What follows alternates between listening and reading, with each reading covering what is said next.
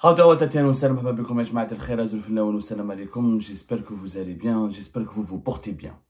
Le 14 mai dernier, avant-hier, la Cour d'appel de Paris a refusé officiellement d'extrader le numéro 2 du MAC, du Mouvement pour l'autodétermination de la Kabylie, M. Axel Bilabassi, de son vrai nom Brahim Bilabassi, alors qu'il fait l'objet de 2 demandes d'extradition de la part des autorités algériennes qui demandent son extradition pour qu'il puisse être jugé depuis septembre 2021. Axel Bilabassi a été accusé par les autorités algériennes de 14 infractions, dont certains des crimes très graves qui peuvent lui valoir la peine de mort ou la prison à vie. Alors, globalement, M. Brahim Bilabassi ou Axel Bilabassi est accusé par les autorités algériennes d'être le principal instigateur du lynchage de Djamel Ben Smaïl, Allah yarhamou, lynchage barbare et incroyable de Djamel Ben Smaïl à en août 2021, et il est même considéré d'avoir commandité les incendies de forêt qui ont fait plus de 100 morts, jusqu'à même 200 morts, on n'a jamais eu le bilan définitif, les feux de forêt qui ont ravagé des milliers d'hectares dans la wilaya de Tizi Ouzou et de Bjaya, et un peu au Bouera, dans d'autres wilayas du pays, mais notamment la Kabylie a été la plus meurtrie à cette époque-là, en août 2021. Donc, la justice française, elle a dit non à cette extradition. La Cour d'appel de Paris, c'est elle qui a rendu ce verdict le 14 mai dernier, et le président de la Chambre des extraditions de cette Cour d'appel de Paris a estimé que la demande des autorités algériennes est sans objet infondé, et tous les arguments qui ont été présentés par les autorités algériennes ne sont pas crédibles ni fondés pour permettre à la France de lui livrer un résident algérien qui vit en France, parce que même s'il ne reconnaît pas l'Algérie, Axel Bilabassi, il a la carte de résidence ici en France en tant que résident algérien. Il a 42 ans et M. Brahim Bilabassi donc ne sera pas remis aux autorités algériennes alors qu'il est considéré comme le bras droit de Farhad Mahani, le mouvement pour l'autodétermination de la Kabylie, le MAC, qui est classé depuis mai 2021 comme étant une organisation terroriste et qui fait l'objet de poursuites pour des crimes terroristes en Algérie. Alors j'entends dans la presse algérienne, d'habitude toujours dans la propagande, au niveau de la presse algérienne, que la France n'a pas voulu livrer le numéro 2 du MAC parce qu'elle soutient le MAC, parce qu'elle veut protéger le MAC et parce qu'elle veut la division de l'Algérie et parce qu'elle veut la désunion du territoire algérien ou la fin de l'intégrité territoriale de l'Algérie. Complètement faux. Alors c'est complètement faux et c'est pour ça que nous allons intervenir pour vous expliquer les tenants et les aboutissants de cette histoire. Monsieur Axel Bilabassi ou Brahim Bilabassi n'a pas été remis, la France refuse de l'extrader pour des considérations de droit. J'ai le document de la décision de la justice française, parce que nous, encore une fois, le document fait 7 pages, avec le document, 7 pages. Voilà, c'est un document de 7 pages, ce qui les juges français de la Cour d'appel de Paris, de la Chambre spécialisée dans les affaires d'extradition. Voilà. Tout est expliqué dans ces 7 pages pourquoi la France, la justice française, pas la France, pourquoi la justice française refuse d'extrader Brahim Bilabassi ou Axel Bilabassi. Son nom Axel Bilabassi, mais son véritable nom civil est Brahim Bilabassi. Donc, ce sont des arguments de droit. Il n'y a rien. Cette décision ne signifie aucunement que la France est d'accord avec les idées du MAC, qu'elle est d'accord avec le combat du MAC ou qu'elle veut la séparation de la Kabylie. Rien à voir. Je le dis et je le répète. Rien à voir. Les juges français ont répondu sur le plan du droit. Je rappelle que nous avons fait plusieurs émissions sur ce sujet, sur le sujet de la demande d'extradition de Brahim Bilabassi, qu'on a même donné en exclusivité, on avait même obtenu en exclusivité ce que les autorités algériennes ont fourni comme complément d'information aux autorités françaises, puisque les autorités françaises, au niveau de la Cour d'appel de Paris, avaient exigé aux autorités judiciaires algériennes des clarifications et des précisions concernant pourquoi ils veulent absolument ils veulent absolument l'extradition de Brahim Bilabassi pour juger en Algérie. Le 10 novembre 2024, le procureur général près de la Cour d'Alger, Lotfi Boudjema'a, qui a été promu quelques jours plus tard, à savoir le 18 novembre 2024, ministre de la Justice et garde des Sceaux, a adressé un document de 54 pages. 54 pages que nous avons ausculté, que nous avons expertisé, où nous avons consulté et on a réalisé au moins 3 émissions sur ce sujet, parmi laquelle une émission intitulée « Ce que le régime algérien a dit à la France pour la convaincre de lui remettre le numéro 2 du MAC ». Et on a donné et expertisé ensemble tous les arguments et tous les faits présentés par les autorités judiciaires algériennes pour justifier la mise en examen et l'accusation grave. Parce qu'encore une fois, 14 infractions, c'est extrêmement grave. Mais quand tu dis que c'est le MAC qui a organisé le lynchage de Jemal Ben Smaïl et c'est lui qui a déclenché les feux de forêt de Kabylie en août 2021, c'est extrêmement grave. Les juges français ont demandé des preuves. Quelles sont les preuves? C'est quoi les preuves de la justice algérienne? Des messages sur Facebook. Et des drapeaux du MAC. C'est tout ce qu'il y a comme preuve. Toute l'affaire du MAC et des feux de forêt de Kabylie repose sur 2 éléments. 2 soi-disant militants du MAC ont échangé sur Facebook, dont un aurait échangé directement avec Brahim Belabassi, et c'est Brahim Belabassi qui lui aurait dit « Allez-y organiser un rassemblement devant le commissariat central de l'Albanie, un événement très grave va se produire », et c'est Brahim Belabassi qui lui aurait dit « Allez-y déclencher les feux de forêt, allez-y chasser ou pourchasser des étrangers comme Jemal Ben Smaïl pour les tuer ». Tout se dit, selon la justice algérienne, il y a eu des messages Facebook. Ok.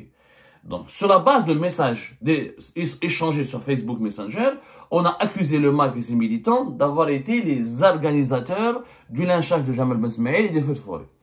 Où sont les preuves? Ces échanges n'ont jamais été fournis par la justice algérienne, à la justice française, ils n'ont jamais été fournis. Et deuxième élément, ils ont trouvé des drapeaux kabyles dans le domicile des personnes qui ont été arrêtées et jugées en Algérie pour l'affaire de Jemal Ben Smaïl. Est-ce que le drapeau, donc si on trouve le drapeau du Mexique, ou le drapeau des États-Unis, ou le drapeau du Canada, ou le drapeau de la France, ou le drapeau du Maroc, ça veut dire que c'est le Maroc, le Canada, les États-Unis qui ont lynché, qui ont organisé les feux de forêt de Kabylie. Pas de preuves. En l'absence de preuves, les autorités françaises ont parce que le verdict dans l'affaire Brahim Belabassi était prévu à la fin du mois d'avril. Il a été reporté à 2 reprises. Hier, le 14 mai, ils n'ont pas voulu le reporter. Les juges de la Cour d'appel de Paris ont décidé, au niveau de la chambre spécialisée dans les affaires d'extradition, de rendre le verdict. Qu'est-ce qu'il dit dans ce verdict? Considérant les faits garantis, considérant les faibles garanties présentées par le système judiciaire algérien, et la probabilité que Brahim Belabassi ait déjà été jugé, condamné à Algérie pour les faits objet de la demande d'extradition, selon les pièces remontées 1 et 2 juin de mémoire de défense, non traduites en langue française. Il n'y a pas de faible garantie. La justice française parle dans son document de faibles garanties présentées par le système judiciaire algérien. Maintenant, on va analyser. Le fondement de la demande d'extradition des autorités algériennes étant par ailleurs désormais l'exécution d'une peine privative de liberté, même non définitive et non plus l'exercice de poursuites pénales, il y a également lieu de constater que le caractère sans objet de la première demande d'extradition, le tout selon les modalités précises au dispositif du présent arrêté. Il faut savoir qu'à titre préliminaire et avant tout examen de l'affaire de fond, à titre préliminaire et avant tout examen de l'affaire au fond, dans l'intérêt d'une bonne administration de la justice, il y a lieu d'ordonner la jonction de l'ensemble des procédures d'extradition dont fait l'objet Brahim Belabassi. Et ce, d'autant que la seconde demande d'extradition s'avère porter sur les mêmes faits que ceux objets de la première demande d'extradition. Il y a eu 2 demandes d'extradition contre Brahim Belabassi. Sauf que normalement, quand on fait une demande d'extradition, c'est pour juger quelqu'un. Pour le juger, parce qu'il est accusé dans une affaire, il y a suffisamment de preuves qui démontrent sa culpabilité, et la justice du pays qui le recherche veut le juger. Sauf que l'Algérie a fait des demandes d'extradition pour juger Brahim Belabassi, en réalité, elle avait déjà jugé en Algérie. Donc, les juges français, ils ont dit aux juges algériens, puisque vous l'avez déjà jugé, vous l'avez déjà condamné, pourquoi avoir fait la demande d'extradition après, sans attendre notre réponse et sans attendre la conclusion de cette procédure, et vous l'avez jugé sans même qu'on puisse lire savoir s'il peut être extradable ou pas. Donc, il y a une logique de l'arbitraire. Quand on veut juger quelqu'un, on demande d'abord sa présence, on fait tout pour qu'il soit présent. Si le pays dans lequel il vit, il refuse de le livrer, là on le juge. L'Algérie a fait le contraire. Donc déjà, il y a de l'arbitraire. Déjà, les juges français ont estimé que les juges algériens n'ont pas respecté les droits de la présomption d'innocence. Tu condamnes quelqu'un par contumace, en son absence, et tu n'attends même pas de voir les résultats de sa demande d'extradition. Maintenant, dans le fond, les juges français ont commencé à analyser les preuves ou les éléments qui leur ont été fournis par les juges algériens. Alors, conformément aux stipulations de l'article 7 de la convention d'extradition du gouvernement algérien et du gouvernement français, parce que ça, il faut savoir qu'entre le gouvernement algérien et le gouvernement français, il y a une convention d'extradition qui a été signée le 27 janvier 2019, si la partie requise estime que les informations communiquées à l'appui d'une demande d'extradition ne sont pas suffisantes, il peut demander un complément d'information dans un délai raisonnable. Donc, les juges français avaient le droit, sur la base de cet accord, de cette convention d'extradition signée entre l'Algérie et la France le 27 janvier 2019, c'est la convention d'extradition entre le gouvernement algérien et le gouvernement français. Si les juges de l'un des deux pays estiment qu'il y a des manques, il y a pas beaucoup de preuves et des éléments insuffisants, on demande un complément d'information.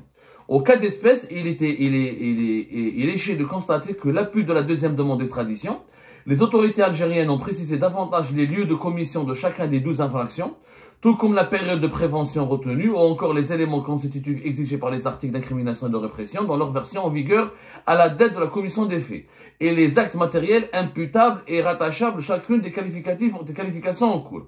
Toutefois, les autorités algériennes sont restées imprécises ou incomplètes sur plusieurs aspects.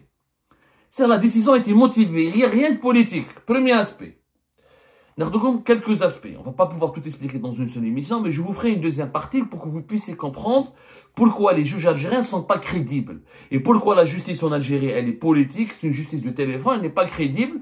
Et ni les juges français, ni les juges d'aucun pays, aucun système judiciaire d'un pays civilisé ne peut accorder du crédit à la justice algérienne. Regardez par exemple.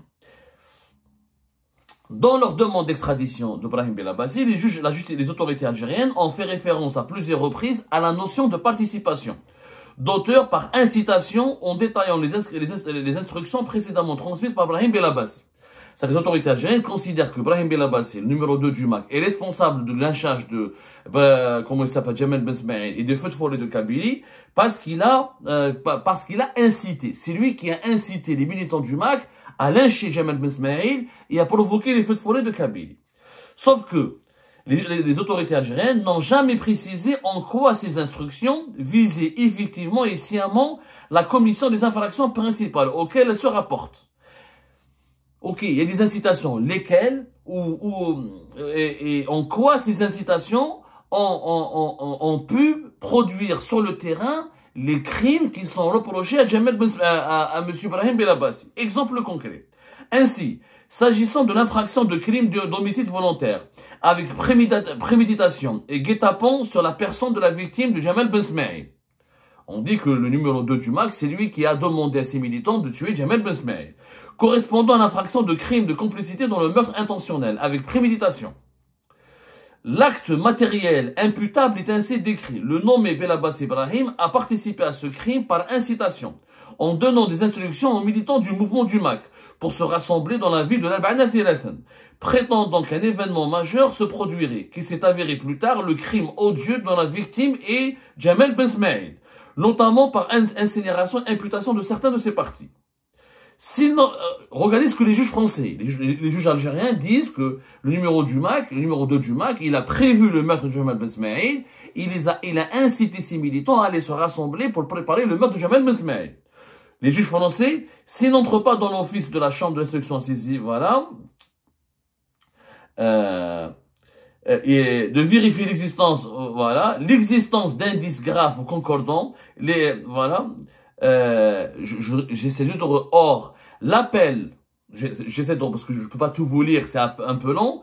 Regardez la réponse des juges français. L'appel à se rassembler dans une ville en faisant courir le bruit d'un événement important à survenir est insuffisant à caractériser un comportement pénal, et encore moins un ordre ayant provoqué une infraction ou des instructions pour commettre l'infraction au sens de la complicité de l'article 12-7 alinéa du 2 code du code pénal de l'homicide volontaire aggravé. Lancer un appel, les juges français sont raisonnables. Je lance un appel au meurtre, ou je lance un appel à se rassembler, parce que dans les échanges soi-disant sur Facebook entre Brahim Belabassi et les militants du MAC, il n'aura pas dit « allez-y tuer », il aura dit « allez-y vous rassembler, il y a un événement important qui va se produire ». Mais quelle est la relation entre dire « allez-y vous rassembler » et le meurtre de Jamal Ben Smaïl. L'appel au rassemblement ne permet pas de caractériser la commission d'un crime. C'est pas parce que je dis aux gens, allez-y vous rassembler, que je leur ai demandé de tuer. Se rassembler et tuer, c'est deux choses complètement différentes. Donc, le fait qu'il y a eu un appel à rassemblement ne fait qu'en faisant courir le bruit qu'il y aura un événement qui va survenir, on ne peut pas considérer cet appel comme un comportement pénal. Donc, demain, il y a un crime quelque part, et moi je demande à des amis, allez-y vous rassembler là-bas, donc je serai considéré comme responsable de ce crime. Ça n'a aucun sens. Pour être responsable d'un crime, pour être responsable d'une incitation à un crime, ça veut dire que j'ai demandé à mes amis, je leur ai dit, allez-y tuer ce gars, ou allez-y tuer cette personne, pour telle raison, et voilà comment vous allez faire. Ça, c'est de l'incitation au crime. Ça, c'est une incitation à commettre un crime, un homicide volontaire. Mais quand je lui dis, allez-y vous rassembler, ça n'a rien à voir. C'est quoi la relation entre le rassemblement et le crime en soi? Il n'y a aucune preuve. Regardez ce que disent encore les juges français.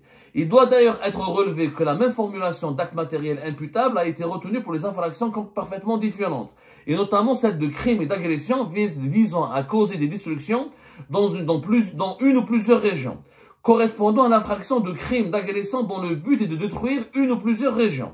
Donc, le nom Brahim Belabassi, selon la justice algérienne, est considéré comme l'auteur principal par incitation, en donnant des instructions aux militants du mouvement MAC pour se rassembler dans la ville de la Bana Thirathan, affirmant qu'un événement important allait dans l'avenir. Donc, les autorités algériennes ont utilisé la même affirmation. C'est-à-dire, on a accusé Brahim Belabassi d'incitation à brûler la Kabylie, d'incitation à tuer Jamal Ben Smaïl, d'incitation à détruire la Kabylie ou à détruire les liens entre la Kabylie et l'Algérie, en s'appuyant sur quoi? Sur un appel à se rassembler. Un appel à se rassembler. Mais c'est pas une preuve. Quand on accuse quelqu'un de meurtre aussi grave, aussi abject que Jamal Ben Smaïl, il faut appuyer ses accusations par des faits matériels. Il faut qu'il y ait des faits matériels. C'est-à-dire qu'il faut qu'il y ait des preuves. C'est-à-dire qu'il faut qu'il y ait des indices matériels. Est-ce que Brahim Belabassi, il a envoyé de l'argent à quelqu'un? Est-ce qu'il a donné des indications précises? Est-ce qu'il a demandé aux tueurs, aux meurtriers qui ont assassiné l'un chez Jamal Ben Smaïl d'aller récupérer une arme, d'aller dans une cachette? Est-ce qu'il leur a donné des indications comment s'en prendre, comment tuer Jamal Ben Smaïl? Attendez, mais on accuse quelqu'un qui est en France depuis 2019, c'est ça? Depuis 2019 en tout cas, il n'est pas revenu en France. Il n'est pas revenu en Algérie, il est établi en Algérie depuis 2019, il n'est pas retourné en Algérie depuis août 2019, il est membre du MAC depuis 2007, donc quelqu'un qui n'était pas physiquement présent sur le lieu du crime. On l'accuse d'avoir participé à ce crime en incitant les auteurs de ce crime à commettre le crime. Ok, mais quelles sont les preuves de ces incitations? Les messages sur Facebook. Que disent ces messages? Il leur a demandé d'aller se rassembler. Quelle est la relation entre organiser un rassemblement et le crime? Est-ce qu'il leur a dit tuer Jamal Ben Smaïl? Est-ce qu'il leur a dit ce Jamal Ben Smaïl, il est brun, il est comme ça, il vient de cette région? Est-ce qu'il leur a donné des indications précises? Rien. Pas la moindre preuve. Pas la moindre preuve. C'est que les autorités algériennes ont accusé quelqu'un d'un crime aussi grave que les feux de forêt de Kabylie et que le lynchage de Jamal Ben Smaïl, juste sur la base d'un message sur Facebook et sur la base d'une incitation. Là, voilà. Parce que les juges français, ils citent le passage les informations qui leur ont été communiquées par les autorités algériennes. Ils citent très bien, quand je cite, c'est des citations précises que je cite, Yanné. Tout ce que je dis là, les réponses, c'est dans la demande d'extradition des autorités algériennes. Par incitation. Qui dit le nommé Brahim Belabassi a participé à ce crime par incitation, en donnant des instructions aux militants du mouvement du MAC pour se rassembler dans la ville de l'Al-Bana Thirathan. C'est les autorités algériennes qui disent aux autorités judiciaires françaises qu'ils veulent l'extradition de Brahim Belabassi numéro 2 du MAC parce qu'il a incité les membres du MAC à se rassembler à l'Al-Bana Thirathan, prétendant qu'un événement majeur se produirait, et il s'est avéré plus tard que cet événement, les autorités algériennes, ils ont fait des conclusions. Brahim Belabassi, allez-y, rassemblez-vous à l'Al-Bana Thirathan, il y aura un événement important. Cet événement, c'est quoi? Ah, Jamal Ben Smaïl. Donc, il ils ont fait, je crois que la justice algérienne fait du syllogisme. Ah, donc c'était Jamel Mesmaïl. Ah, donc ils savaient préalablement que Brahim Belabassi et le MAC savaient préalablement que Jamel Mesmaïl allait être tué. Ok, mais où sont les preuves? Où sont les preuves? La justice ne fait pas de la psychanalyse. La justice, les juges ne sont pas des voyants. C'est pas des liseuses d'avenir, ou là, des diseuses je sais pas comment on appelle ça, des diseuses de bonne figure, ou là, comment on dit l'expression. Des diseuses de bonne aventure, voilà. Des diseuses de bonne aventure. C'est, la justice ne prédit pas l'avenir. La justice expertise, analyse le présent et cherche des preuves pour pouvoir inculper quelqu'un d'un crime grave sur la base de preuves. La justice, il y a des indices, il y a les preuves. Et les preuves avant les indices. Il y a un faisceau d'indices qui doit mener vers des preuves. Si les preuves sont insuffisantes, on ne peut pas condamner quelqu'un. On ne peut pas affirmer la culpabilité de quelqu'un. Sauf que les autorités algériennes ont condamné, classé quelqu'un comme terroriste, l'accusé de crime terroriste. Ils veulent le condamner à de longues prisons fermes, pratiquement à perpétuité. Il risque même la peine de mort sur la base de quoi? D'une participation par incitation. Ça veut dire quoi, participation par incitation? Mais ça n'existe pas. Tu as participé au crime par incitation. C'est un concept algérien. Jamais imaginer. On n'a jamais vu, moi j'ai jamais vu une autre justice à travers le monde qui dit que il participe par incitation. Il est considéré comme auteur principal du crime par incitation. Oh, l'auteur principal du crime, c'est celui qui tue, celui qui brûle, celui qui assassine. Celui qui incite au crime ne peut pas être l'auteur principal. Ça n'existe pas, ça n'existe que dans la justice algérienne. La justice algérienne considère comme auteur principal du crime celui qui incite au crime. Et celui qui commet le crime, c'est quoi? C'est un auteur secondaire, c'est pas l'auteur principal. Ça n'a pas de sens. Ok, il y a incitation au crime. Où sont les preuves des incitations? Les juges français sont bêtes et disciplinés. On a des preuves, donnez-nous des preuves. Ils ont demandé un complément d'information pour avoir des preuves. Il n'y a pas de garantie, il n'y a pas de preuves, les données sont insuffisantes. Comment voulez-vous que la France accepte d'extrader quelqu'un qui est innocent?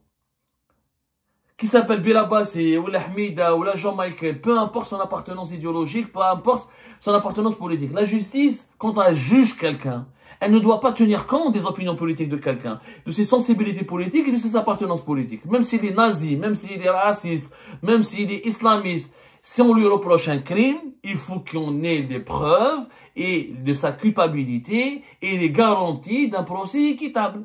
Il n'y a ni les preuves de sa culpabilité, ni les garanties d'un procès équitable.